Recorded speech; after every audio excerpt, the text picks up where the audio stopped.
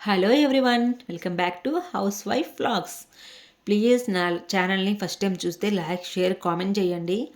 నేను videos upload చేస్తున్నాను, try చేస్తున్నాను. ఇక నుంచి డైలీ ఒక వీడియో పెడదామని షార్ట్స్ కూడా పెడుతూ ఉంటాను, చూస్తూ ఉండండి.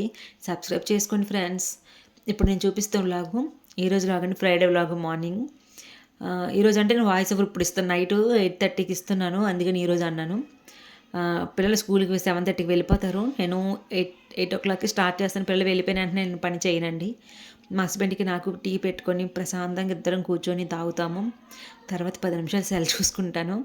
చూసుకుంటే కరెక్ట్గా 8కి స్టార్ట్ చేస్తానండి. 8 కంటే ఇల్లు క్లీన్ చేసుకోవడం, బెడ్షీట్లు మడత పెట్టుకోవడం, మాప్ పెట్టుకోవడం, బయట వరండాలో ముగ్గులు పెట్టుకోవడం అన్నీ స్టార్ట్ చేస్తాను. కరెక్ట్గా 9కి అయిపోతుంది, 1 అవరు. అయిపోయిన తర్వాత ఈరోజు వంట చాలా స్పీడ్గా స్టార్ట్ చేస్తానండి. 9 o'clock అంతా అయిపోయింది. ఎప్పుడు నేను వంట ఇంట్లోనే కదా ఉంటాను, 11కి స్టార్ట్ చేస్తాను. నేను తినేటప్పుడు 10:30 అవుతుంది.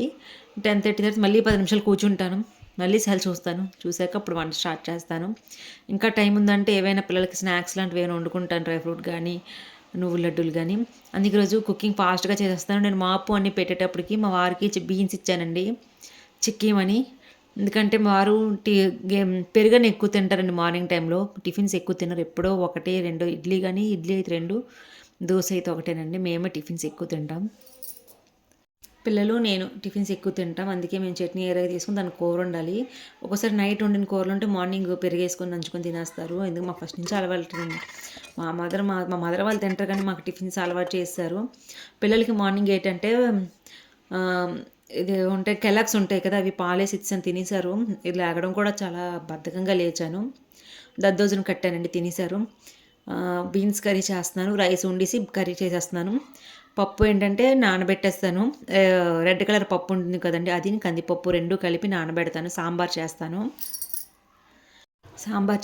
పప్పు కూడా ఉడకబెట్టేసి వెళ్ళామంటే వచ్చిన వెంటనే సాంబార్ పెట్టుకోవచ్చు కదా. నేను డీమార్ట్లో మోర్ ఉంటుందండి మాకు, పెట్రోల్ బంక్ సైడు. అక్కడికి వెళ్ళాను. అప్పు గారు కారం సామాన్లు తెచ్చుకోవడానికి 2 చోట్లకి వెళ్ళాను, అందుకే లేట్ అవుతుందని ఏం చేశానంటే రైస్ వండేసాను, కర్రీ చేస్తాను, పప్పు ఉడకబెట్టి వదిలేసాను. అవన్నీ అయిన తర్వాత వచ్చి తింటున్నానండి. అదే చెప్పాను కదా, పిల్లలు చేసిన దద్దోజనం కొంచెం ఉంది, కూర నంచుకొని తినేస్తున్నాను. మళ్ళీ టిఫిన్ అంటే ఇడ్లీ రుబ్బు ఉంది, నేను పెట్టలేదండి. నైట్ ఇడ్లీని కొబ్బరి చట్నీ చేసుకుందాం, సాంబార్ ఉంది కదా అని. ఇదిగోండి తినేసి నేను మా వారు బయలుదేరి వెళ్ళాము. ఇప్పుడు ఎక్కడికి వెళ్తున్నామంటే అప్పు గారు అండి, బీచ్ రోడ్ అంటే వెళ్ళాలి. మా వైజాగ్ బీచ్ మీకు ఎంతమందికి ఇష్టం అనేది నాకు కామెంట్ చేయండి. అలాగే లైక్ కూడా చేయండి, లైక్ బట్టి తెలుస్తుంది ఎంతమందికి ఇష్టం అనేది. మీరు కూడా వైజాగ్లో ఉంటున్నారా లేదనేది కూడా కామెంట్ చేయండి. చూసారా, అలా షూట్ చేశాను. మా వారు వెళ్తుంటే ఒక పక్క 2 చున్నీలు ముందుకు పెట్టుకున్నాను, ఒళ్ళో హెల్మెట్ ఉంది, 2 బ్యాగులు ఉన్నాయి. అందుకని నేను ఎక్కువగా షూట్ చేయలేదు, ఎందుకంటే సెల్ ఎక్కడ పడిపోద్దా అని భయం. చూసారా, మా డ్రైవింగ్ చేస్తున్నాను. ఏమైనా చున్నీ, ఎప్పుడు వెళ్ళినా చున్నీ ఎవరో ఒకరు బైక్ మీద వస్తూ అక్కా చున్నీ చూడు అంటారు. అది మా వారు విని నాకు ఒక అరగంట క్లాస్ పీకుతారండి. ఆ భయమే చున్నీ ఒళ్ళో పెట్టుకొని దగ్గరికి పెట్టుకొని కూర్చున్నాను. చూసారా, తెనేటి పార్క్ అండి ఇది. ఈవినింగ్ టైంలోని ఫుడ్ కోర్ట్లు అన్నీ బాగుంటుందండి. తెనేటి పార్క్ చాలా బాగుంటుంది, వాకింగ్ చేసుకోవచ్చు, ఫోటోషూట్ అన్నీ చేసుకోవచ్చు. ఇసరు వెళ్ళినప్పుడు చూపిస్తానండి, మా వారిని తీసుకెళ్ళమని. ఎక్కువ బయటికి వెళ్ళమండి, తీసుకువెళ్ళరు. పార్క్కి వెళ్దాం, ఏమైనా తినొద్దాం, అవి ఏమి ఉండవండి, ఇంటికి తెచ్చేస్తారు, ఇంట్లోనే తింటాం. ఇయర్లీ 2 times సినిమాకి వెళ్తాం, 1 time తిరుపతి వెళ్తాం, అంతేనండి. అంతకు మించి ఏమీ ఉండదు. వచ్చిన వెంటనే వంట స్టార్ట్ చేశానండి. పప్పు ఉడకబెట్టి వెళ్ళాను కదా, వచ్చిన వెంటనే అన్ని పక్కన పెట్టేసి కాళ్ళు చేతులు కడుక్కొని సాంబారు, చింతపండు నానబెట్టాను సాంబార్ చేద్దామని. ఉప్పేసి నానబెడితే ఫాస్ట్గా అయిపోతుందండి, అందుకని నానబెట్టి చింతపండు మెత్తగా స్విచ్ చేశాక అలా పెట్టాను. ఎంత వాటర్ కావాలో అంత వాటర్ వేసుకున్నాను. ఎంత వాటర్ కావాలో అంత వేసుకొని కొంచెం ఉప్పు చూసుకుంటానండి. చూసుకున్న తర్వాత పొయ్యి మీద పెట్టుకున్నాను. ముల్లంగి, బెండకాయలు అన్నీ క్లీన్ చేసుకుంటున్నానండి.